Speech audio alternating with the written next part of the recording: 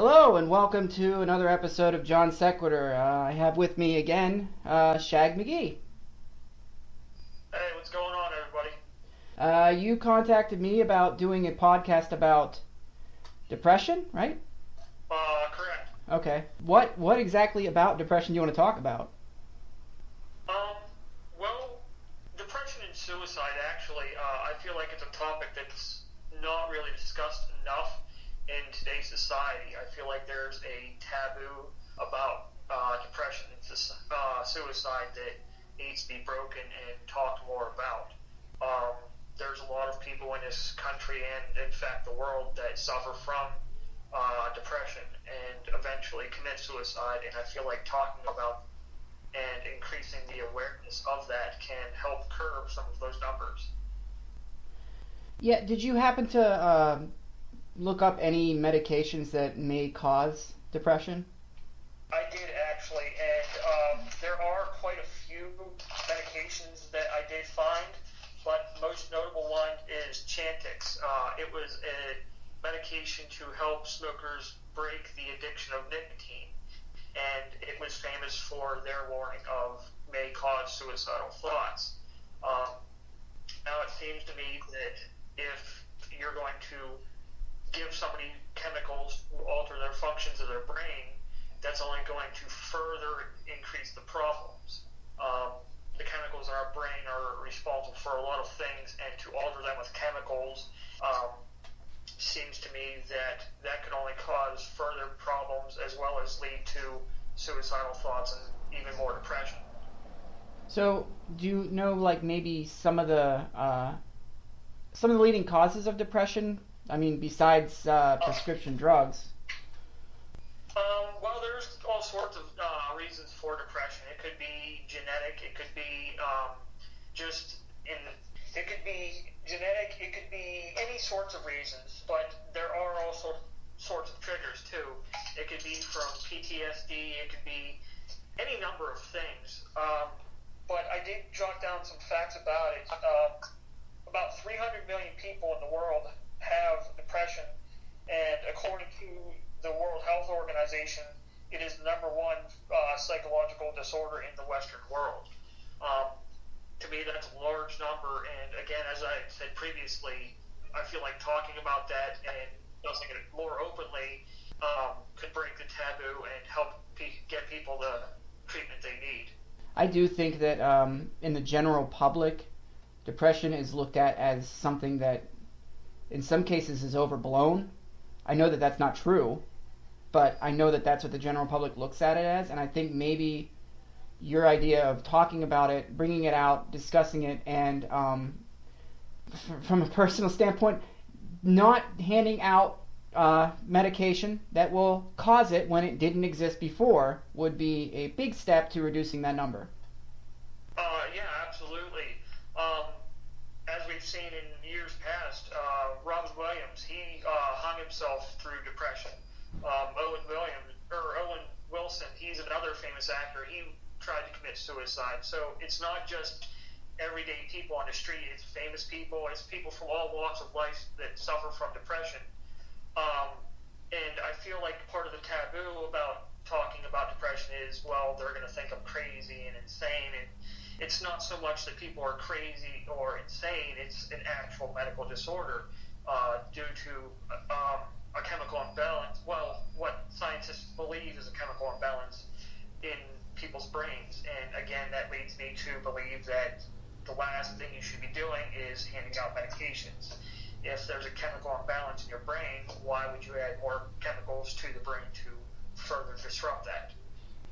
Well, for those of you who can't see what I'm doing right now, that's me rubbing my fingers together because, money. That would be why. But, Absolutely. I have, in my research on this subject, I've learned that a lot of doctors get paid to hand out prescriptions whether or not people actually need them. They get kickbacks by the pharmaceutical companies, and the pharmaceutical companies also pay the scientists for the results that the pharmaceutical companies want. So in the end game, it's all just about making money, and that's really unfortunate for people that actually need legit help. Um, physical or beyond therapy. Sometimes talking to people isn't enough. Maybe there is a legit need to have some kind of chemicals, have some kind of prescriptions given to a patient to help them with their chemicals. But I don't think that the chemicals and the pills we're giving them has been researched as thoroughly as needed. I think that the pills that we're seeing be prescribed are just being pushed through as fast as possible to start making money for the pharmaceutical companies as soon as possible.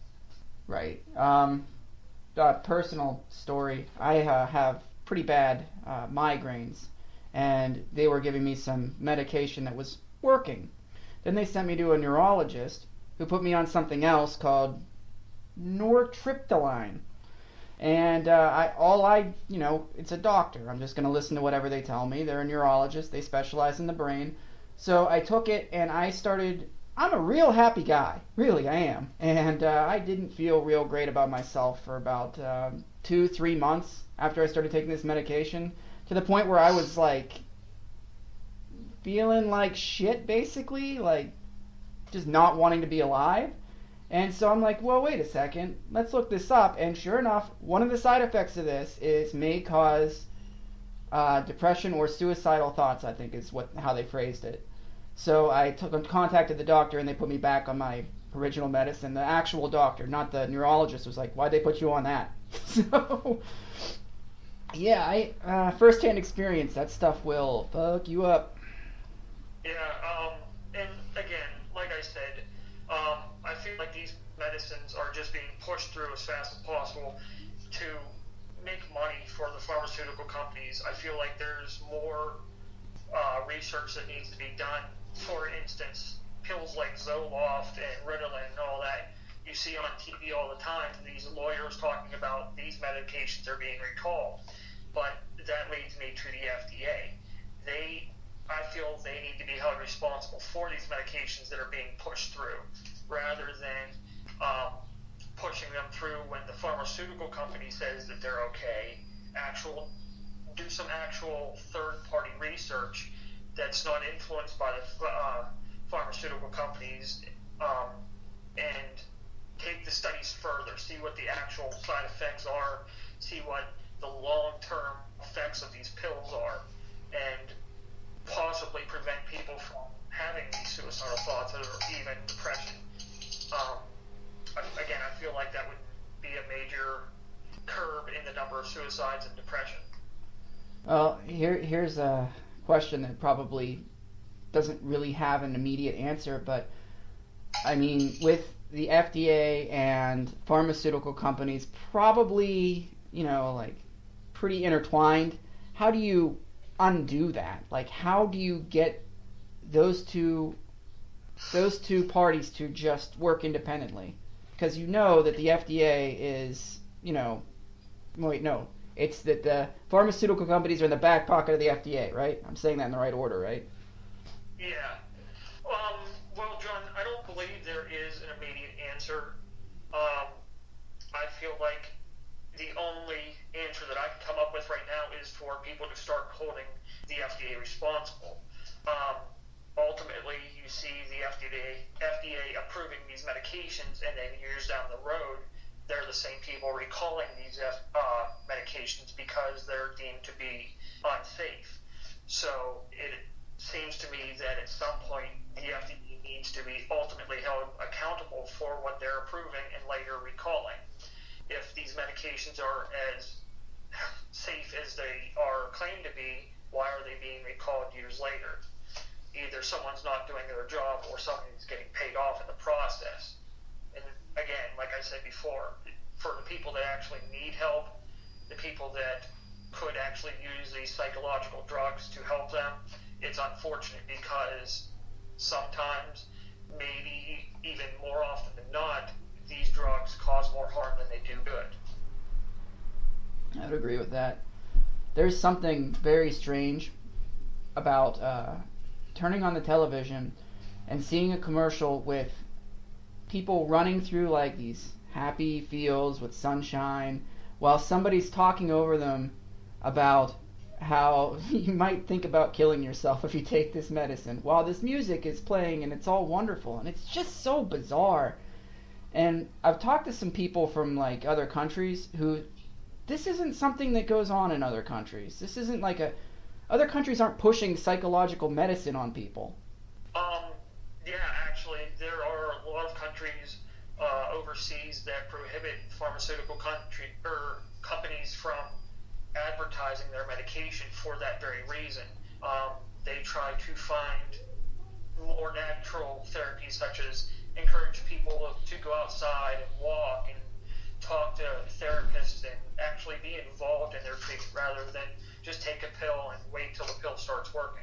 I mean, as you said, some people do need the pill, but it shouldn't be like the first thing that anybody who feels anything should immediately go to. Like, try other options, and then if you need the pill, there it is.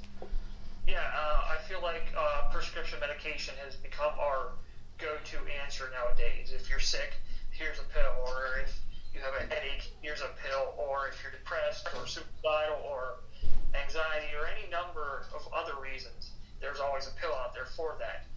And again, it just, like I said before, it always leads back to these pharmaceutical companies pushing pills on the public for profit, rather than the long-term studies of the effects that they could possibly have. And do thank you for your time. I mean, always have fun talking to you, so. Oh, sure. Anytime, man. All right. Yeah, I hope to see you soon. Cool. Thanks.